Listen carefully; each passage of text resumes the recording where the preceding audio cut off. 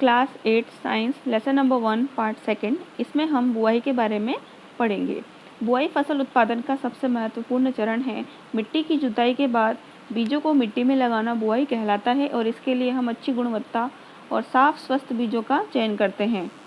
इसके लिए हम एक छोटा सा क्रियाकलाप कर सकते हैं। एक बीकर लेकर इसे पानी से आधा भरेंगे। इसमें एक मुट्ठी गेहूं के दाने डाल करके इसे हिलाएंगे। कुछ बीज पानी के ऊपर तैरने लग जाते हैं जबकि बाकी नीचे तले में बैठ जाते हैं। जो तले में बैठे हुए बीज हैं वो अच्छे और भारी बीज हैं और क्षतिग्रस्त बीज खोखले होने के कारण जल पे तैरने लगते हैं, जिन्हें हम अलग कर सकते हैं।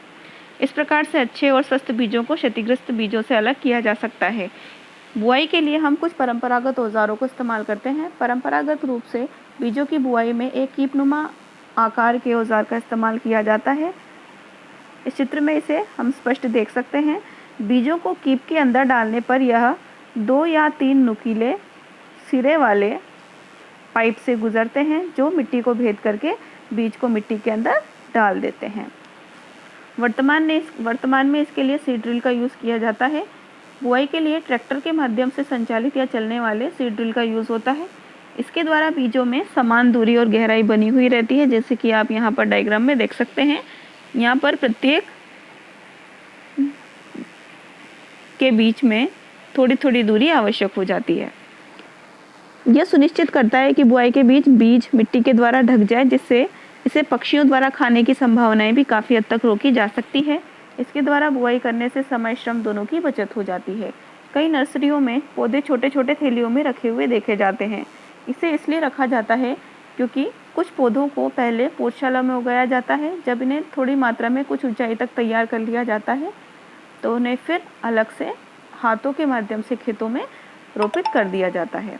पौधों को अत्यधिक घने होने से रोकने के लिए इनके बीच में दूरी होना महत्वपूर्ण है, जिससे कि प्रत्येक पौधे को सूर्य का प्रकाश, जल, पोषक आदि उचित मात्रा में मिल सके। इन्हें हाथों से निकाल करके इनके घनेपन को रोक दिया जाता है। खाद एवं उर्वरक मिलाना, वे पदार्थ जिन्हें मिट्टी में पोषक स्तर बनाए रखने के लिए या पोषक क्षमता बढ़ाने के लिए मिलाया जाता है, उन्हें खाद या उर्वरक कहते हैं।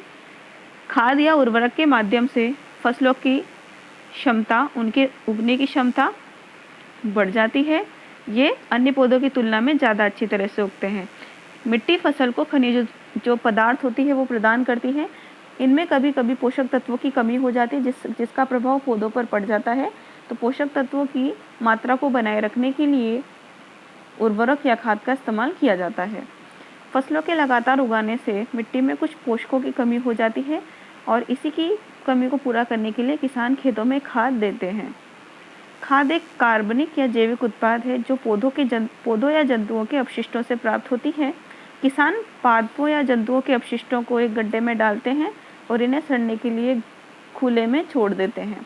कुछ सूक्ष्म जीव इनका अपघटन कर देते हैं और बाद में इसे हम कंपोस्ट के रूप में प्राप्त करते हैं।